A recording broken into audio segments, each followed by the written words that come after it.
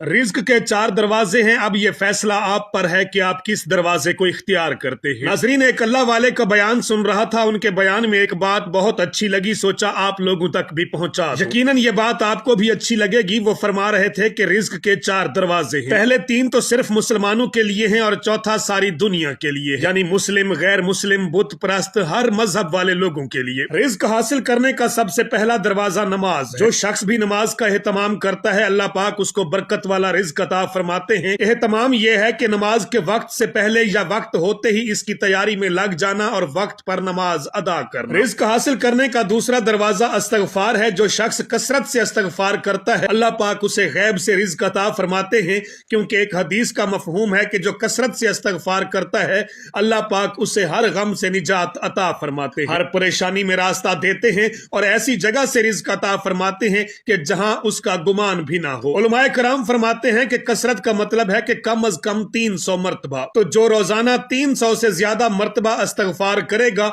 इंशाअल्लाह उसे बेहतरीन रिज्क मिलेगा। रिज्क हासिल करने का तीसरा दरवाजा तकवा है। तकवा के मानी गुनाहों से बचना है। याद रहे कि मुसलमान के जिम्मा हर नेकी करना नहीं है, लेकिन हर गुनाह से बचना हर मुसलमान के लिए लाजिम है। जो हर गुनाह से बचता है वो अल्लाह के यहाँ मुत्तकी कहलाता है।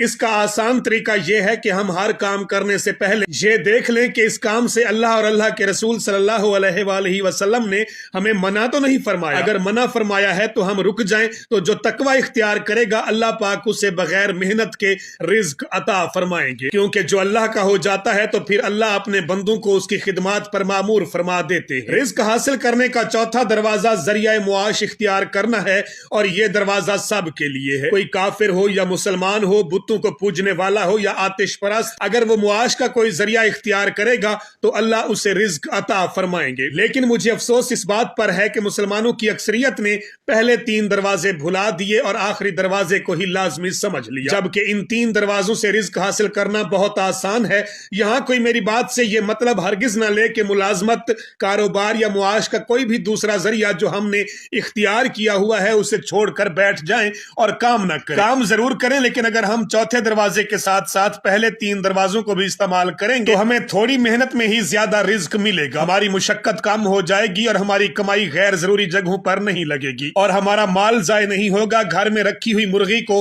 आप उसकी खुराक एक जगह बर्तन में रख कर दें तो वो कम वक्त और कम मुशक्कत में अपना पेट भर लेगी और खाना जाय भी नहीं होगा। अगर वही खुराक आप पूरे सहन में बखेर दें तो उसे वही खुराक हासिल करने के लिए वक्त भी ज्यादा लगेगा और मुशक्कत भी करनी पड़ेगी और खाना जाय भी होगा। तो नाज़रीन, ये वीडियो देखने के बाद अब फैसला आप पर है कि आप किस दरवाजे को